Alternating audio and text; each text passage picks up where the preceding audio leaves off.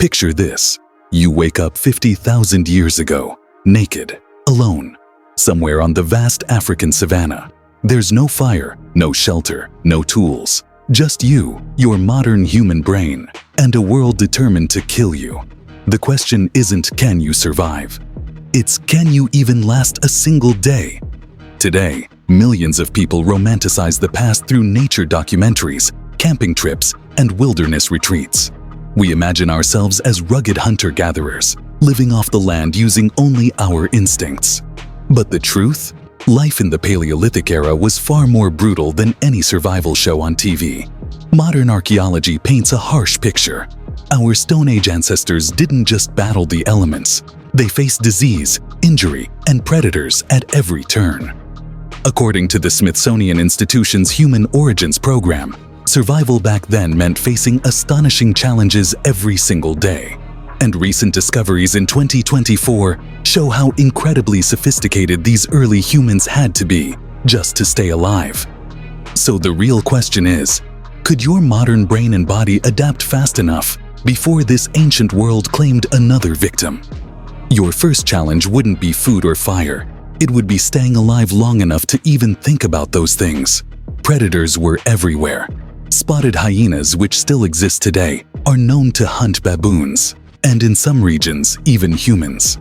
But in the past, their larger, now extinct cousin, the short-faced hyena, was the size of a lion and had a bite powerful enough to swallow a human head whole.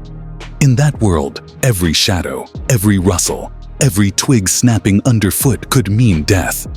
Our ancestors evolved powerful anxiety responses for a reason. They needed to be on edge, constantly. And sadly, your modern body might be more of a liability than an asset.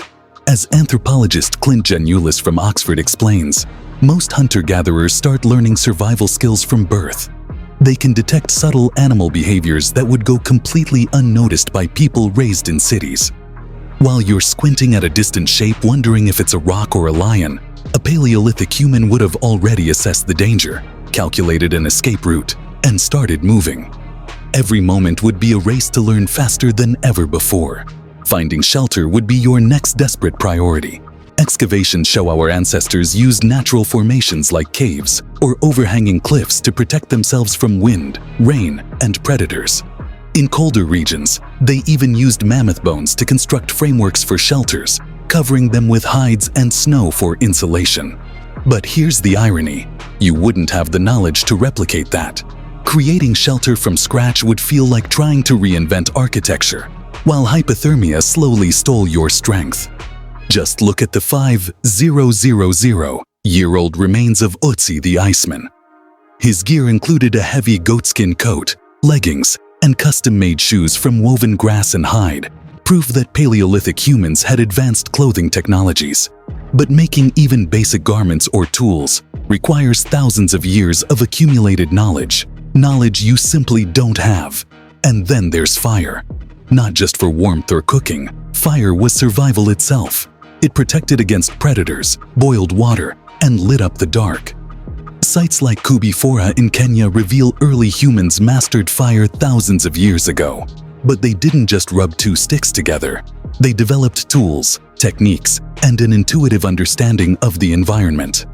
Anthropologist Brian Fagan highlights how Ice Age humans used trial and error to master fire starting. Even modern wilderness experts struggle to replicate this without matches or lighters. Now imagine doing it cold, hungry, and terrified as hyenas howl in the distance. Hunting was no easier. Hollywood loves showing cavemen casually throwing spears at mammoths. But real hunting required group coordination, seasonal knowledge, and complex strategies. In Ice Age France, hunters corralled herds into valleys, building fires to control movement.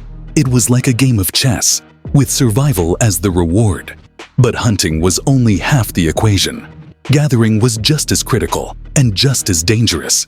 In ancient Israel, archaeologists discovered that early humans ate up to 55 different plant species.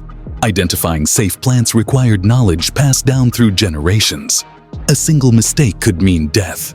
For instance, the seeds of the Jacquirity plant look like candy, but contain one of the most lethal botanical toxins known to science.